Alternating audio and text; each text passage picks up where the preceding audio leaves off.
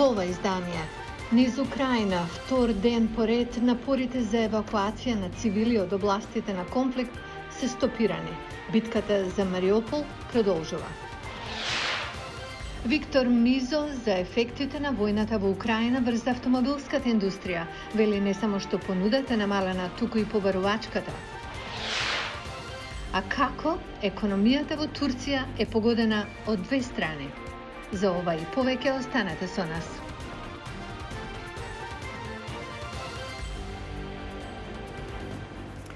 Добро вечер, ова е ТВ журналот Newsflash на гласот на Америка на македонски. Јас сум Лилица Китановска. Официјални лица во Западна Украина изјавија дека при ракетни напади врз Лавов денеска загинале 7 лица во градот, што досега ги избегна интензивните напади од руската инвазија, што започна пред околу 2 месеци. Регионалниот гувернер на Лавов, Максим Козицки, рече дека 3 проектили погодиле локации на воена инфраструктура, додека друг погодил продавница за поправка на автомобилски гуми. Напорите за евакуација на цивилите од областите каде се војува прекинати се веќе втор ден поред, а викендов Мариупол беше таргет. Русија вели дека ги има под контрола урбаните области, додека некои украински борци преостанале во Азовстал, најголема металуршка компанија на Украина на брегот на Азовското море. Украинските војници се оглушиле на рускиот ултиматум за предавање на оружјето во Мариупол, а украинскиот премиер Денис Шимахал денес кажа дека градот не е целосно преземен од руските сили. Русија вели дека Украина изгубила повеќе од 4000 војници во Мариупол, заклучно со саботата, а Киев вели дека тоталната загуба на трупи во целата држава до сега е далеку помала од тоа, помеѓу 2500 и 3000. Ниедно од тврдењата не може да се потврди од независен извор. Преземањето на Мариупол, главното пристаниште на регионот Донбас, би било голем стратешки поен за Русија, зашто ја поврзува територијата што ја држат проруски сепаратисти на исток со регионот на Крим, што Москва го анексираше во 2014-та. А од војната во Украина последици има економијата во цел свет. Во емисијава најпрво гледаме на автомобилската индустрија во Европа, а за ова Мики Трајковски разговараше со председателот на Асоциацијата на странски компании со технолошко напредно производство во Северна Македонија, Виктор Мизо. Господин Мизо, како војната во Украина се одразува врз автомобилскиот сектор, конкретно и во земјава, и какви последици веќе чувствувате? Војната во Украина, која веќе трае повеќе од 6 недели, има драстично влијание на она што се случува во автомобилската индустрија во Европа, но морам да кажам дека автомобилската индустрија глобална, а уште повеќе во Европа, се соочува со проблеми не само од пандемијата, туку од почетокот на минатата година со недостатокот на микрочипови. Сето тоа значеше драстично намалување на обемот на производството од планираното, но со Украина голем број на производители на компоненти пред се во Западна Украина, таму и Костал има 2 фабрики во близината на Киев, го има драстично намалено своето производство и заради тоа производители на возила во Европа, без разлика дали е тоа Volkswagen, Mercedes, Audi, Stellantis, Porsche, ги затворија целосно своите фабрики на определен временски рок или работеа со скратено работно време. Наместо 3 работеа со 2 или 1 смена дневно. Паралелно на тоа, политиката на Кина за нула ковид и она што значи веќе пролонгирање трета недела на целиот оној локдаун или карантин во Шангај, директно влијае на не само локалното производство таму, туку сите оние компоненти, пред се електронски компоненти, кои доаѓаат и за глобалниот, но и за европскиот пазар. Сите овие работи, каде што се соочуваме во Европа со намалување на обемот на работа, и тоа значи дека и нашите клиенти, заради намалување на нивната побарувачка, и ние работиме со скратено работно време или во многу помал обем од планираното. Господинот Мизо за гласот на Америка зборува и за трендот на послаба понуда и послаба побарувачка и што се очекува како директен резултат од тоа. За ова погледнете го целиот разговор на нашата интернет страница и социјалните мрежи. А ние остануваме на темата со извештај од Турција. Како војната се одразува на тамошната економија? Турските бизнеси страдаат од две страни. Погледнете. Војната во Украина донесе хаос во глобалната економија.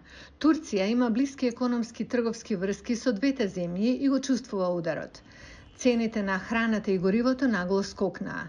Националната валута е под притисок по неколкуте значителни загуби последните месеци. Во Истанбулскиот кварт Лалели, продавниците, кои обично се преполни со трговци и туристи, се тивки. Имавме многу муштери од Русија и Украина. Порано имавме многу добар бизнис со нив, но со војната работите се влошија. Текстилната индустрија, која е витален дел од економијата на Турција, е особено загрозена. Представниците на индустријата велат дека украинските и руските трговци откажале повеќе од $200 милиони нарачки за текстил и кожа во првите недели од војната.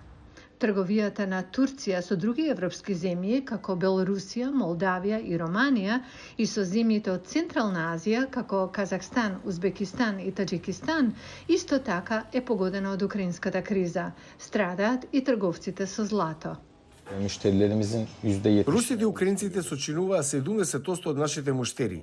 Поради војната украинците повеќе не доаѓаат, на крајот на криштата тие ја напуштаат својата земја. Русите исто така престанаа да доаѓаат поради падот на рублјата. Загубивме 70% од продажбата. Во меѓувреме, бегалците од Украина продолжуваат да доаѓаат во земјата.